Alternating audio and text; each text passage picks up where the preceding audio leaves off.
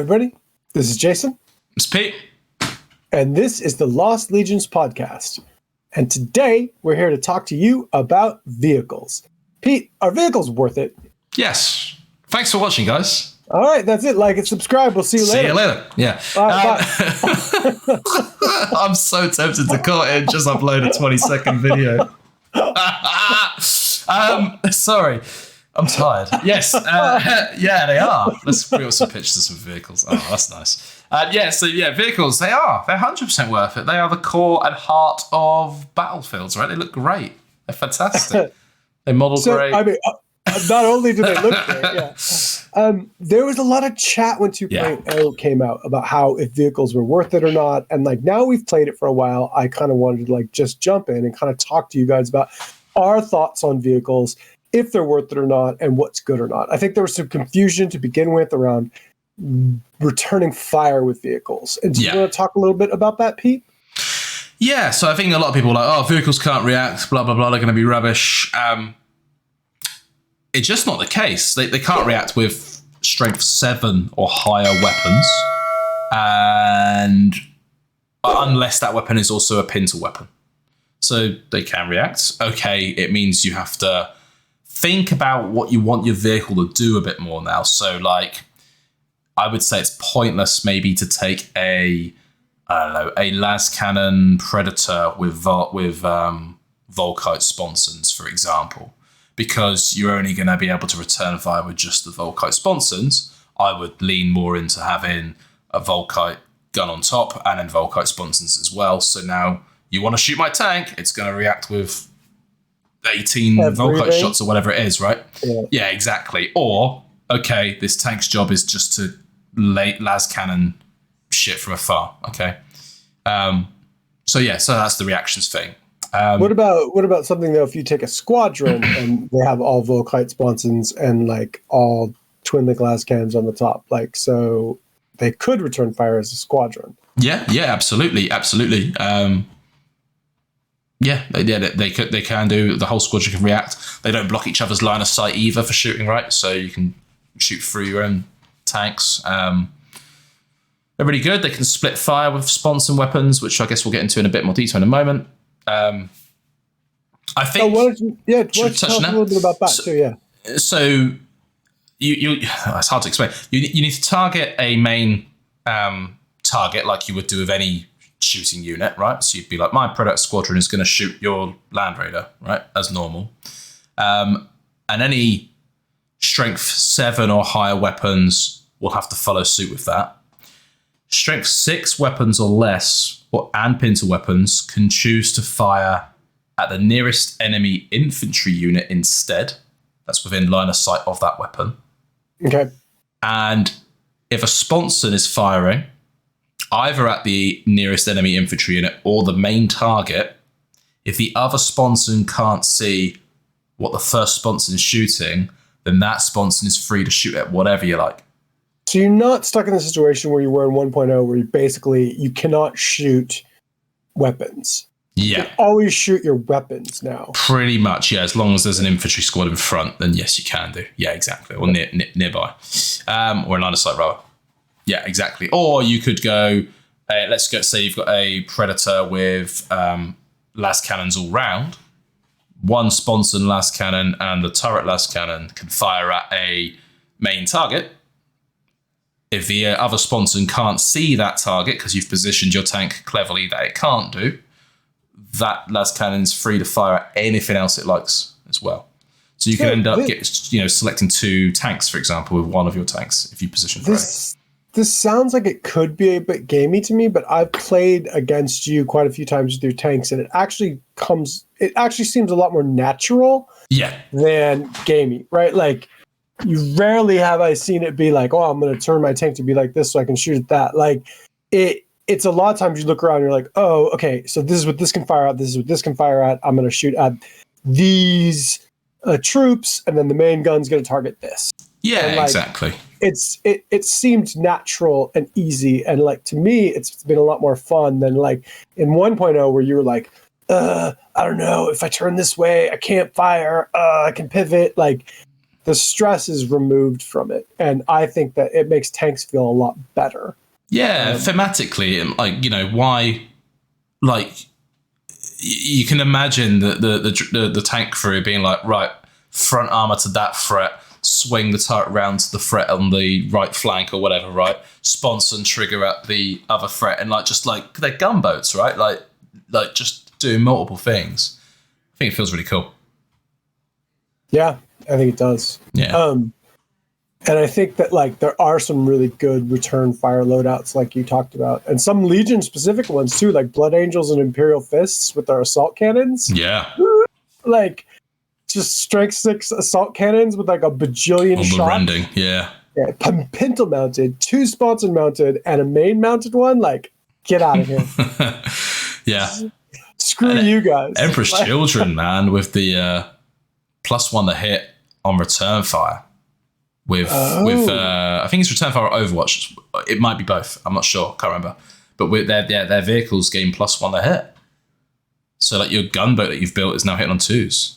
So you could take like a Volkite one, and then it could just return fire and just hose people down. Like a Volkite squadron or something. Yeah, that's really interesting. Yeah, I don't know why Emperor's Children got that, but yeah, that's what their vehicles got.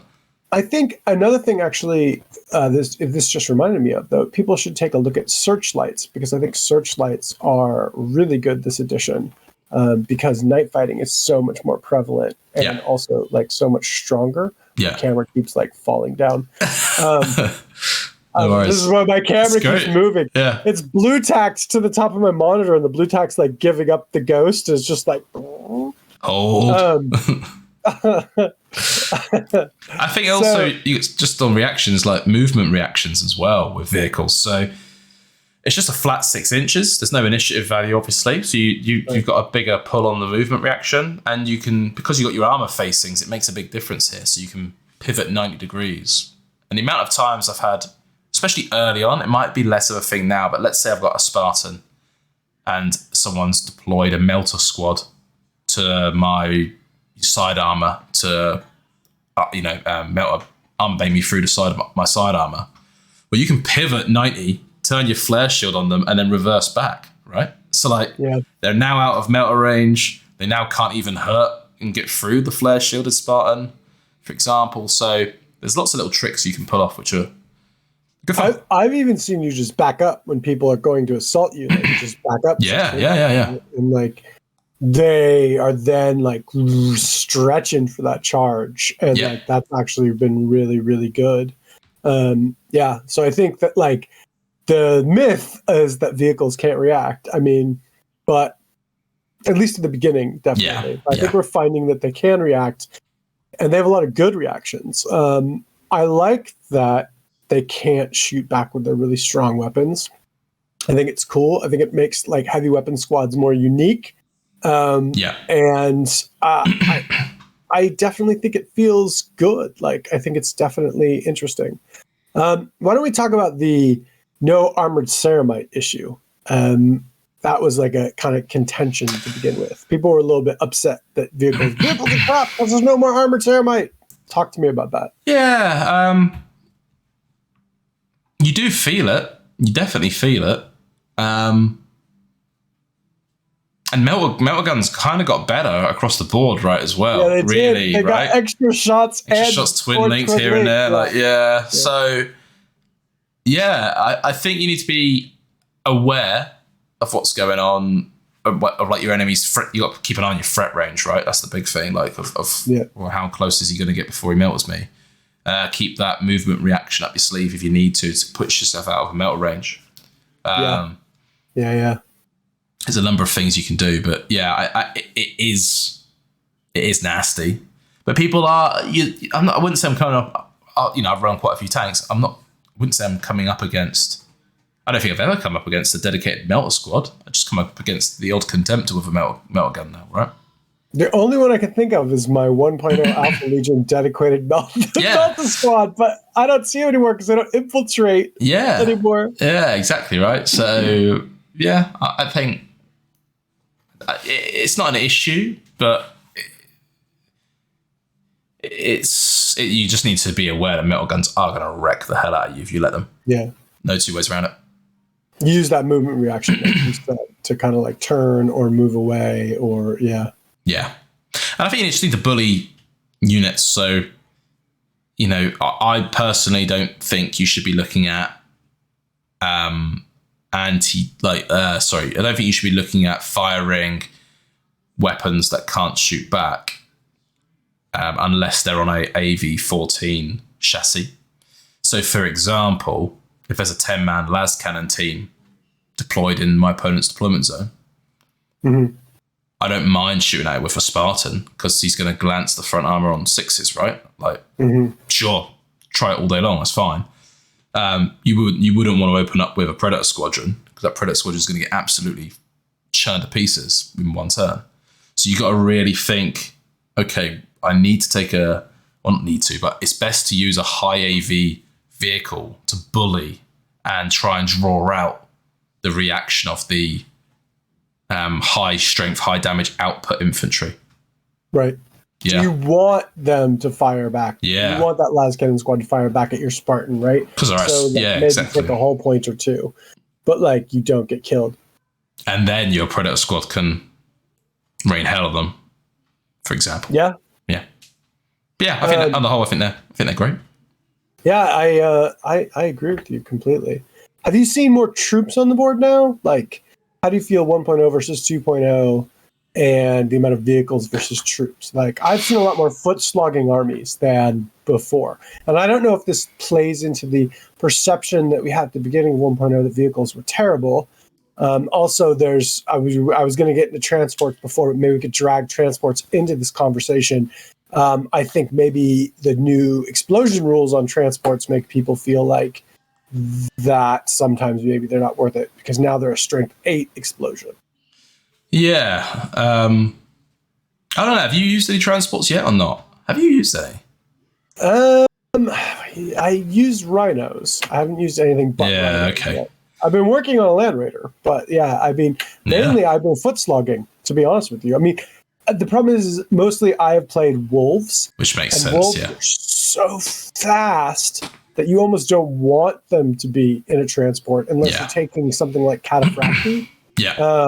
This is actually, for the next event we do, I was actually thinking about a list, and I might actually take some Spartans with Cataphracti in them, and then just have everybody else running down the board. Yeah, that'd be cool. But this building live on air. Tell us more. Yeah, go ahead. Tell me the strength 8 is nasty.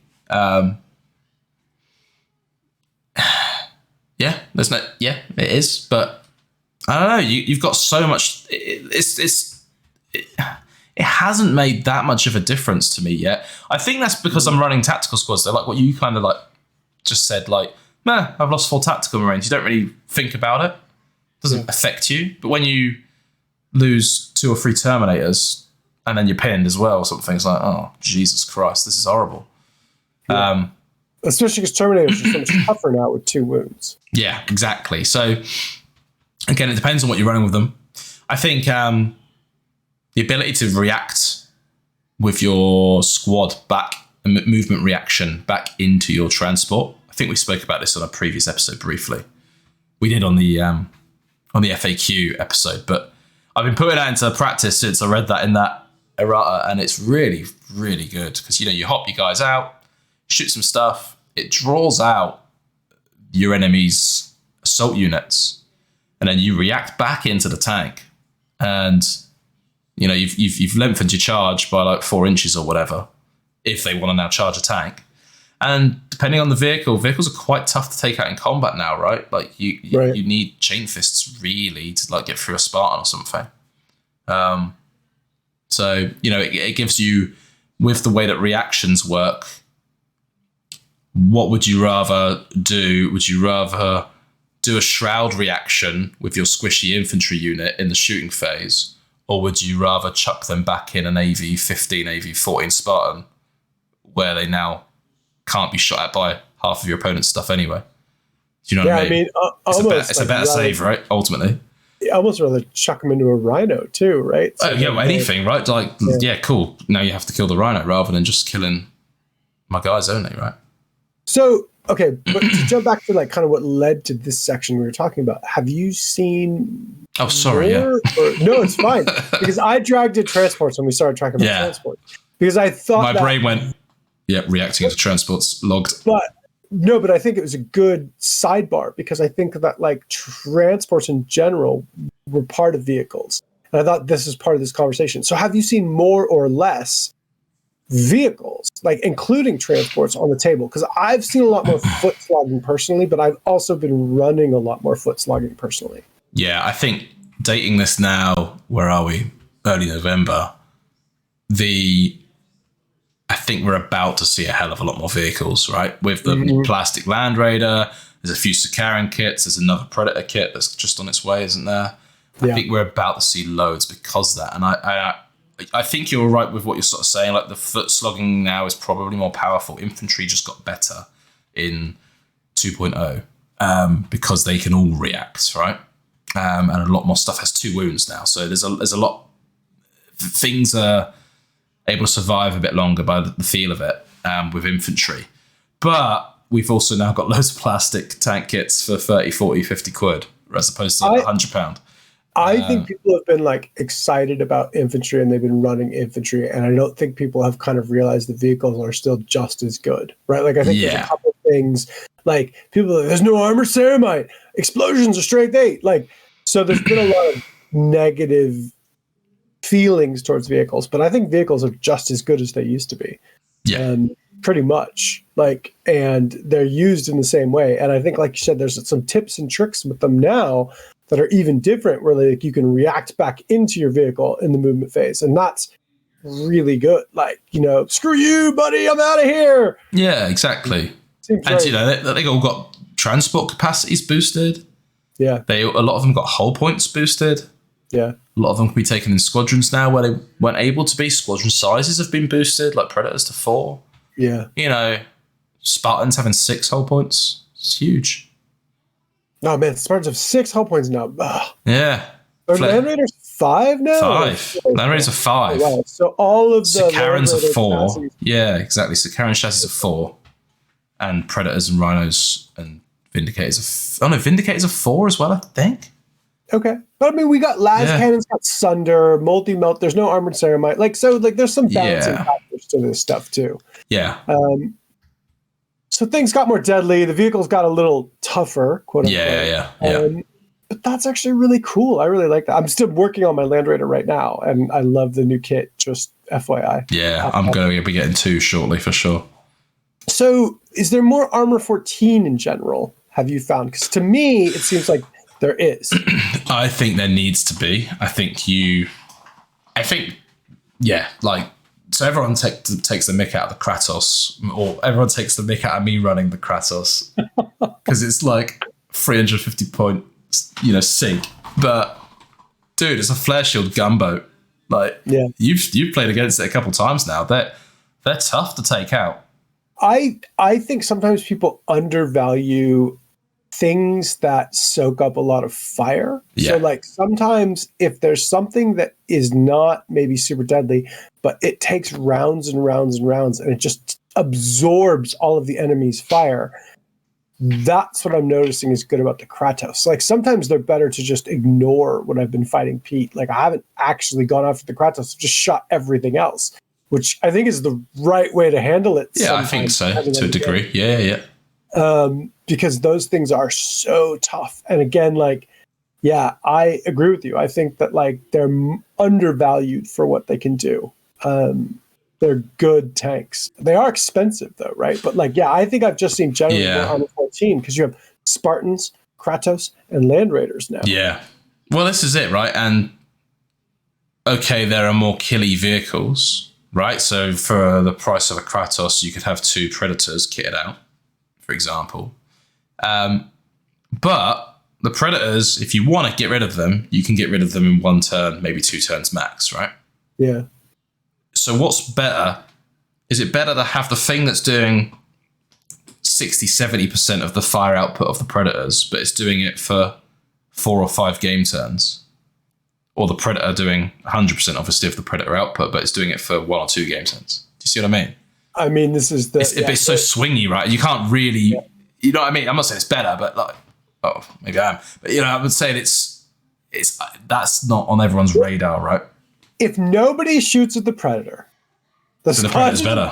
Are better. Yeah. But like, that's not what happens, right? No. Like, people shoot at the Predators, right? Like, because it's a higher threat anyway, because it's got better guns. So, you know, that needs to die. And guess what? It's easier to kill. And I think there's far less likely for someone to take out a Kratos or a Spartan without concentrating fire on it. Right? Yeah. So like, and I think the bonus to the Kratos is that it's not filled with like high value targets. So, you know, you're not worried about all of your Terminators dying, right? And before it gets forward, it can sit back and just fire at stuff and be annoying and like kind of positions itself. And I've seen them be really good. I go back and forth on whether 2 are worth it, but like I think definitely 1 is worth it from what I've seen, and I think they're really good. Pete tends to run pretty tank heavy in his current army, and it works pretty well actually.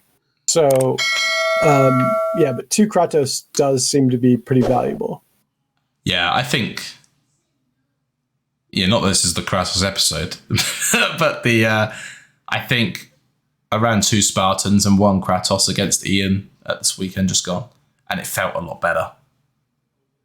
Having like, you know, that big, huge points sink, being able to do something else. It only had 20 tactical Marines shoved in there just to try that out, but at least it managed to move them around and do something rather than just being a gunboat, right?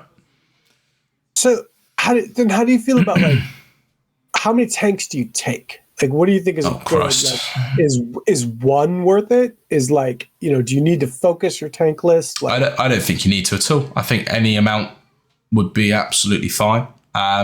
If you're leaning into more than, if like, let's say 75% or more of your points is going into tanks, then you should probably lean into the tank right of war, whatever it's called, armored companies, or whatever it's called, for sure, because you're so high, you're so far gone, right? You might as well go the full way and get some good benefits from it. But no, I think 1 can be fine. As a gunboat, which you can sit back in the corner of your deployment zone and just hose things like with a heavy conversion beamer or whatever. You know, there's lots of good builds to do that. The Scorpius is amazing. The Scorpius is probably the best barrage weapon in the game still. Like, you know, you've seen that, right? It's disgusting how much the damage output that thing does. The funny thing is it's completely changed, like its weapon profile. But it's now better. Arguably better. Yeah. Rending 4+ is huge. I just remember when I was first listening to people talk about it, people were like, "Oh, it's crap now." Yeah. And I was like, but it's rending. Yeah. Like, that sounds good, but it's only 1 shot. And pinning. Turns out it's amazing. Yeah. Exactly. Turns out rending pinning's pretty cool. Rending pinning, strength 8. Like, yeah. Too much. So yeah, that's the Predator's new weapons are great. They're all good. I guess what they do is they allow you to take the largest weaponry that the Legion can offer, but you can't always react with it, and that's kind of it. And you can be one shot. Those are ultimately the downsides, and the positives is you get all access to all the real cool, huge weapons, but there's drawbacks to that on how they work, and that's fine. So, last question before we end this. Tanks or dreadnoughts? Oh, dreadnoughts, 100%. Okay. Dreadnoughts going toughness and wounds is the only reason why we're having a conversation. Our vehicle's still worth it. All right. Well, fair enough. I think I agree with you. So basically, fuck the Fury of the Ancients list, and then you have a normal game. Yeah, exactly. Yeah. Jesus. Come on. Well, thanks for listening, guys. Go ahead and like and subscribe if you had fun listening to this podcast, and we will catch you again soon. Cheers. Bye.